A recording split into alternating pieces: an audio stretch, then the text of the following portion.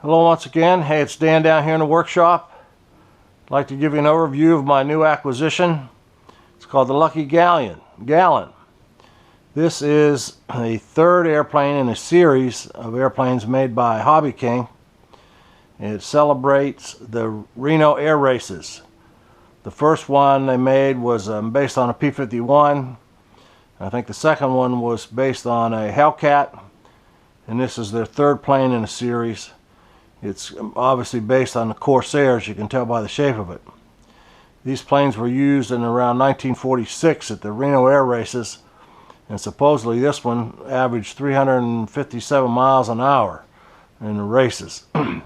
Anyway, it's based on the Corsair airplane, which was used extensively by the Navy and Marines in World War II.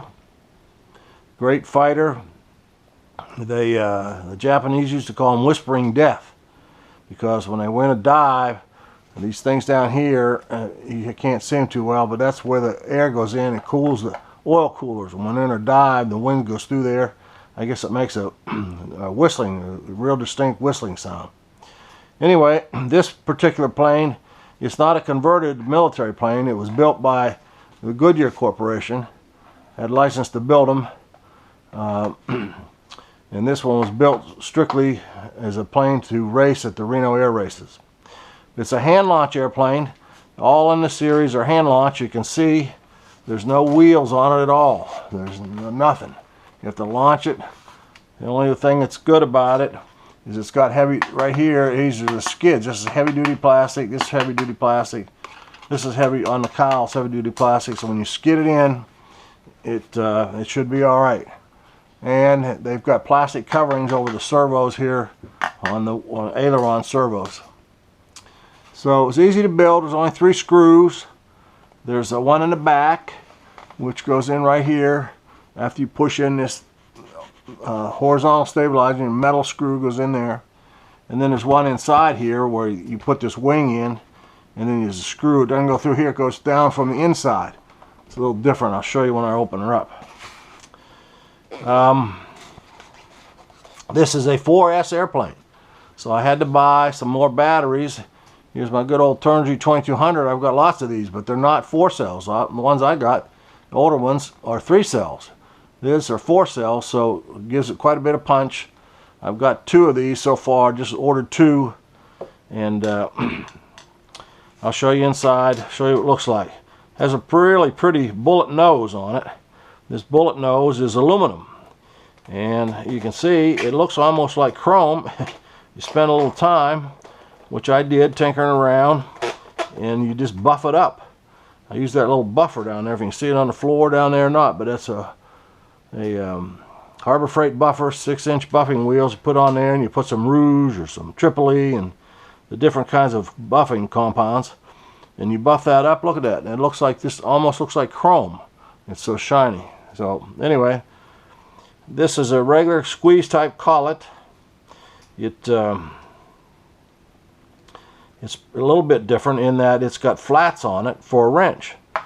These flats right here on this thing here, there's flats right here. These flats will take a 13mm wrench, but it doesn't take an ordinary 13mm wrench. You have to use a bicycle cone wrench because they're so thin. Because once you get this on there like this, you can see there's not much room to get the wrench in there, but so far I haven't even needed it, because this particular piece of the cone here, you can see it has these machine marks in it, which marry up with the mold marks on the back of this cheap propeller. So you just put that on there, and you put your prop on, and they marry right up together, and then you spin it down with this with a cone, the nose spinner, and you don't need one of my stiction washers. It'll bite right in, just like that. And well, it's not on there very tight now. That's good. So, and then tighten up with a prop wrench. And that's it. I'll show you the inside. This front end, the cowl, is only held on by magnets. You can see how pretty easily that come off. There's magnets. There's a magnet here, and a magnet here, and a magnet here, and here. Pretty strong for little magnets. This is the bell-shaped motor. I believe it's a 1070 kV motor. This is the stock motor. Now they do have an 1170 kV motor you can buy as an option. They'll make this thing go over 100 miles an hour. With this particular motor, I guess it'll only do about 85 miles an hour. But that's plenty fast enough for me. And here's the ESC underneath. It's a 40 amp ESC, but it has a weak, it's only got a 5 volt 3 amp BEC.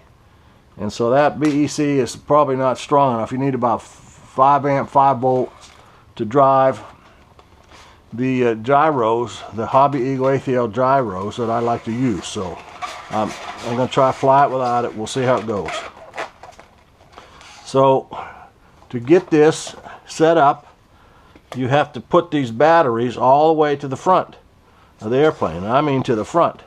You can see down in there, you just slide the battery in and slide it forward. That's it. It bumps into the wires right in the back of the motor.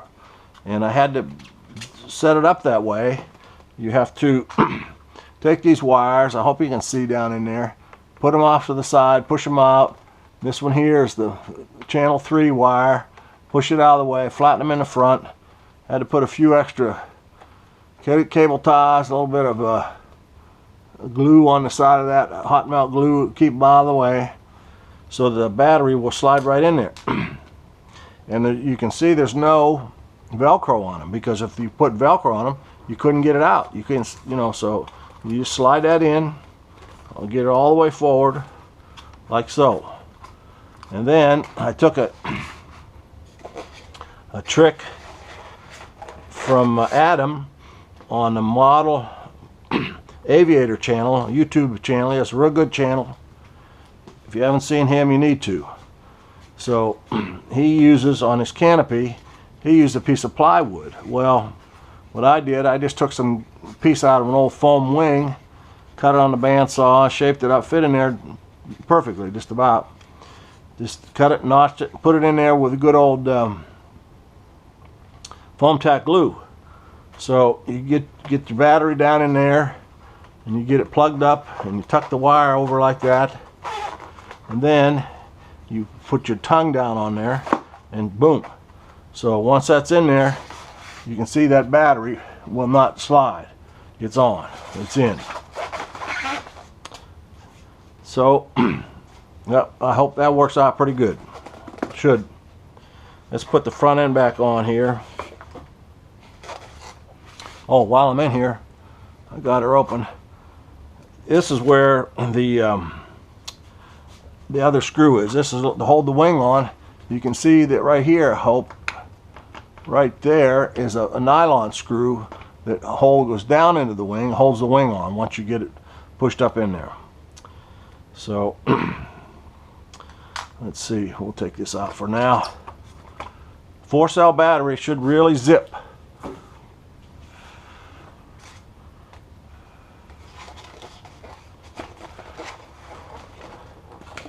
I hope I mentioned it, maybe I forgot, but it does come with 2 canopies.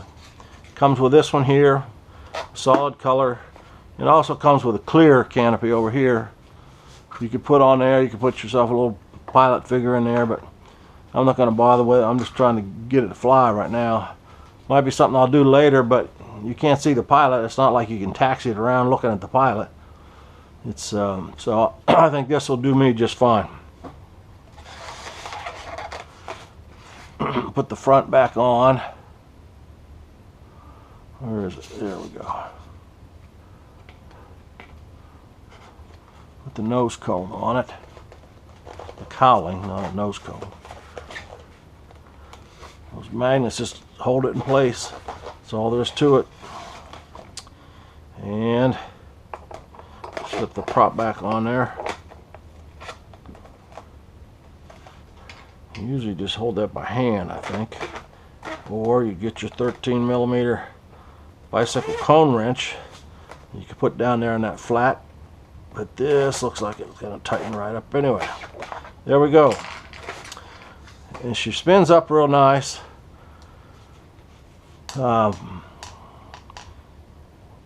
Shouldn't have any problem with this spinner the way it's designed. So you got to set the CG. The CG is supposed to be between 60 and 70 millimeters back from the leading edge. So I took my handy dandy CG gauge that I made for my last build. It was already set for 65 fortuitously. Put that up on there, and right there between these panel lines is 65 centimeters. That's right in the center. So I put my little dots on there, put it up on the sticks, and balance it out. It's a little bit nose heavy. With these particular batteries, it's slightly nose heavy, but that's good. You don't want it to be tail heavy. So I guess that's about it. If you need a new airplane, oh, I want to talk about launching. I've watched every video on YouTube and so forth about launching this. And this is a hand launch airplane, but there are no hand holds. You can't hold it on the bottom. There's nothing molded in. You have to come over here and get a hold of this like so. My hands aren't that big, but you get a hold of this fuselage pretty fat. You lift this up, and now you fumble around your radio and get it running up, and then you throw it underhand. Well, they make it look, Stewart on TV, of course he's the professional who works for Hobby King. He's the only guy that you'll see hand launching this thing. Maybe one other guy, but all the other guys, including Model Aviator and Just Plain Crazy has one. He has some good videos on this thing, Just Plain Crazy. They all have a partner, so you that's the trouble. You got to have a partner or somebody at the field you fly at, get one of your buddies to assist you. So that's what I'm going to try. I'll try to get a guy, and of course you got to get a guy who you trust that will throw it straight. So because it does have a strong torque to the left, they say. We'll see. So see how it goes. This may end up being just if it survives the first couple flights.